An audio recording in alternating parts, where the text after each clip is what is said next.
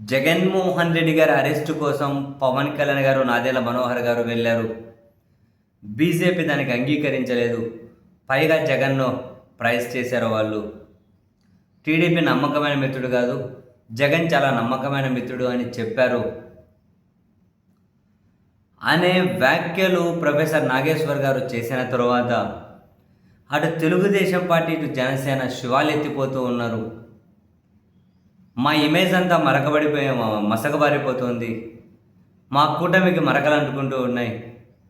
So మా మాట పైన ఏమాత్రం చెల్లుబాటు కావడం లేదు. మా మీద కేంద్రం నడుపుతున్న బీజేపీకి పాజిటివ్ లేదు. ఇటువంటి అంశాలు కనుక జనంలోకి వెళ్తే వచ్చే ఎన్నికల నాటికి ఏమైనా నష్టం జరుగుతుందా అని చెప్పి ఏమైనా తెలుగుదేశం పార్టీ భయపడుతున్నాయేమో తెలియదు. కానీ అసలు ఈ అంశం మీద అయితే అసలు వాళ్ళ మీడియా, వాళ్ళ సోషల్ మీడియా ప్రొఫెసర్ గారి మీద శివాలు ఎత్తిపోతూ ఉన్నారు. మాయమే ఎందుకు పోతాం, మాకేం పట్టింది, జగన్ అరెస్ట్ చేయమని చెప్పి ఎందుకు పోతాం, బీజేపీ పర్మిషన్ ఎందుకు అడుగుతాం, ఏంటిదంతా అని చెప్పి. అండ్ నాకు అనిపిస్తుంది జగన్ అరెస్టు అనే ఆ ఊహను కూడా వీళ్ళు భరించలేకున్నారా అంటే అలాంటి ఊహ వచ్చినా జరగబోయే నష్టం భారీ స్థాయిలో ఉండొచ్చు అని చెప్పి వీళ్ళు ఏమైనా భయపడుతున్నారా?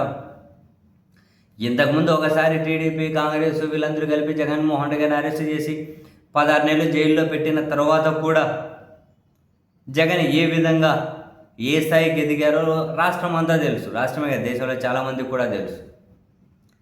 అండ్ పైగా అప్పుడు పెట్టిన కేసులు ఏవైతే ఉన్నాయో అవి ముందుకెళ్తే బలహీన పడిపోవడం తప్ప అందులో ఏం పసలేదు అన్న విషయం వాళ్ళకు తెలుసు. ఏమైనా పస ఉండింటే ఇప్పటికే ఇప్పుడు జగన్ వ్యతిరేకులు ఎవరైతే ఉంటారో వాళ్ళు కొన్ని కీలక వ్యవస్థలో కీలక స్థానాల వరకు కూడా వెళ్ళినప్పుడైనా వాటిని ముందుకు తీసుకెళ్లే అవకాశం కూడా వాళ్ళకు ఉండేది. కానీ అవి ముందుకు తీసుకెళ్లే కొద్దీ జగన్కి ప్లస్సే అవుతుంది, ఆ కేసుల్లో బలం లేదు అన్న సంగతి 100% వాళ్ళకు తెలుసు. సో ఆ కేసులు అట్లే పెట్టుకొని జగన్ మీద విమర్శల కన్నా పనికి వస్తున్నాయని చెప్పి వాడుకుంటున్నారు అంతే. ఇప్పుడు మరోసారి కనుక జగన్మోహన్ రెడ్డి గారి మీద కేసులను, జగన్మోహన్ రెడ్డి గారి అరెస్ట్ అనేది జరిగితే సో కూటమికి అండ్ తెలుగుదేశం జనసేన పార్టీకి తీవ్ర నష్టం చేకూరుతుంది అనే ఆ అంచనా అందరికీ ఉంది. మరి ఇప్పుడు అసలు జగన్ అరెస్టు కోసం వీళ్ళు వెళ్ళారు, అది విఫలమైంది అని చెప్పే చర్చ కనుక జనంలోకి వెళ్తే ఒకవైపు ఏమో ప్రభుత్వం మీద వ్యతిరేకత కనిపిస్తూ ఉంది. ఇప్పటికే కక్షపూరిత పాలన చేస్తూ ఉన్నారు అని చెప్పి తీవ్రమైనటువంటి అభిప్రాయం జనంలో ఉంది. జగన్కి చంద్రబాబు పాలనకి ఇప్పుడే ప్రజల కంపారిజన్ తీసుకురావడం స్టార్ట్ అయ్యింది.